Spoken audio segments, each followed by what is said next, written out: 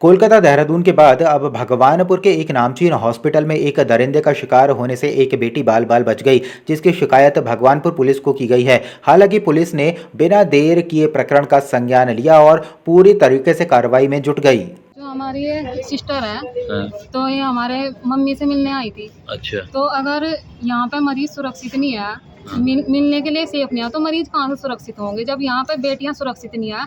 अगर ये by chance रात को रुकेगी तो क्या होगा? यहाँ तो कोई सेफ नहीं होगा ना लड़कियाँ। तो यहाँ तो कोई ऐसा कोई रूल ही नहीं है। जब सिक्योरिटी ऐसा काम करेगी तो कौन सिक्योर है? किसके भरोसे सिक्योर है ये हॉस्पिटल? और कौन यहाँ से इलाज करने के लिए आवेगा? फिर हम ये कहते हैं कि जो भी दोषी हो उसको कानून से यानी कि कड़ी से कड़ी कार्रवाई की जाए उसके खिलाफ। या जैसे वो बोल रहा कि आपको रात को यहीं रुक जाना तो कैंडल मार्च इसका भी निकलता, फिर सुबह कैंडल मार्च इसका भी निकालते।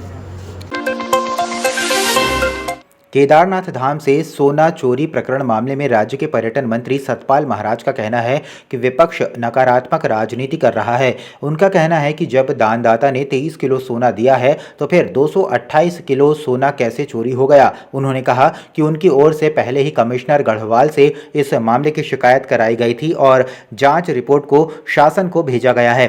दानदाता जो थे उन्होंने 23 किलो सोना दिया, उसकी पर्ची कटी हुई है।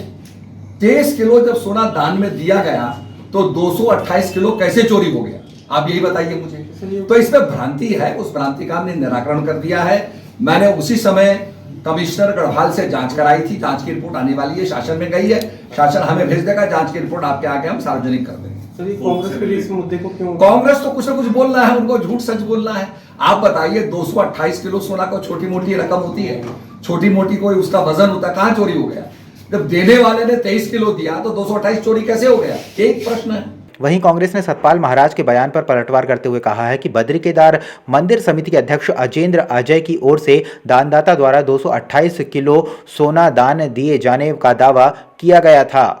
कि किस बात के धर्मस्वर पर्यटन मंत्री हैं आप? ना आपको आपदा की चिंता रहती है, ना आपको चारधाम व्यवस्थाओं की चिंता रहती है, और न कभी आपने सड़कों की सुध ली। जितने विभाग आपके पास हैं आपने जस्टिस किसी के साथ नहीं किया।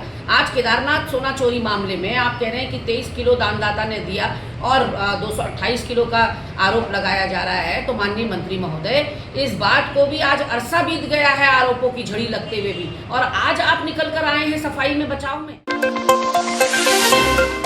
उत्तराखंड के लिए दुखद समाचार। उत्तराखंड के हजारी सिंह असम में हुए शहीद। असम में भारतीय सेना और आतंकियों के बीच मुठभेड़ में हुए शहीद हजारी सिंह टिहरी गढ़वाल जिले के देवप्रयाग के रहने वाले थे। हजारी सिंह चौहान का गंगा तट स्थित पूर्णानंद घाट पर हुआ राजकीय सम्मान के साथ अंतिम संस्कार। राज्य सरकार की ओर से कैबिनेट मंत्री प्रेमचंद अग्रवाल ने शहीद को अंतिम सलामी दी। उत्तराखंड के सीएम पुष्कर सिंह धामी ने शोक संवेदनाएं व्यक्त की।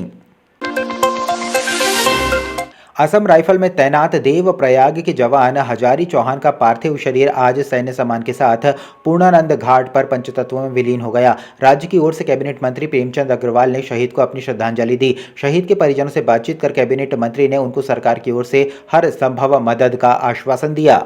हमारे खदरी निवासी हजारी सिंह जी जो असम राइफल्स में कार्यरत थे, सेवारत थे, माँ भारती की सेवा में काम करते हुए उनके स्वास्थ्य में गिरावट आई और इम्फाल में इनको भर्ती कराया गया, जहाँ इन्होंने अपना देह त्याग कर दिया, यानी उनकी मृत्यु हुई है।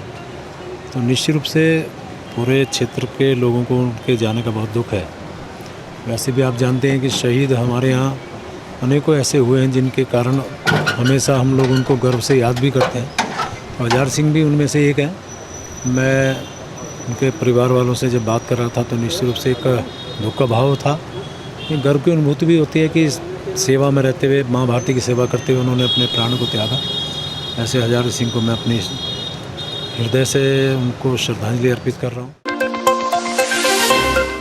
उत्तराखंड में पुरानी पेंशन की बहाली की मांग को लेकर पुरानी पेंशन बहाली राष्ट्रीय आंदोलन के प्रांतीय अध्यक्ष जीतमणि पैन्यूली ने सरकार पर गंभीर आरोप लगाए हैं। उन्होंने कहा है कि जहां हम एक देश एक विधान का नारा देते हैं, वहीं हमारी पुरानी पेंशन जो अंग्रेजों के समय से चली आ रही है उसकी बहाली नहीं की जा रही है, जबकि विधायक सांसदों को अनेक सुविधा और भत्ते मिलते हैं, पर हमारी पेंशन से वंचित रखा जा रहा है। अगर सरकार द्वारा हमारी मांगें नहीं मानी जाती हैं तो हम सड़कों पर आंदोलन करेंगे। हम ये कहते हैं एक देश एक विधान एक निशान एक समानता की बात करते हैं, वहीं हमारे माननीय विधायकगणों को जहां कई प्रकार के भत्ते और बहुत सारी सुविधाएं मिलती हैं, हम ये नहीं कह रहे उनकी सुविधाएं बरकरार रहे, उनको मिले, लेकिन कर्मचारी जो पहले से अंग्रेजों के ज़माने से मिलती आई है। एक तरफ हम ये कहते हैं कि भारत अब 5वीं अर्थव्यवस्था बनने जा रहा है, वहीं हमको पुरानी पेंशन से वंचित किया जा रहा है। ये निसंदेह जो है कर्मचारियों के साथ घोर अन्याय है और इस अन्याय के खिलाफ कर्मचारी सड़कों पर उतरेगा। हिमाचल प्रदेश के मंडी से सांसद कंगना रनौत ने किसानों के आंदोलन के दौरान घृणित बयान को लेकर आज रुड़की के रामपुर चुंगी पर भारतीय किसान यूनियन संग्राम के कार्यकर्ताओं ने पुतला फूंका और नारेबाजी भी की।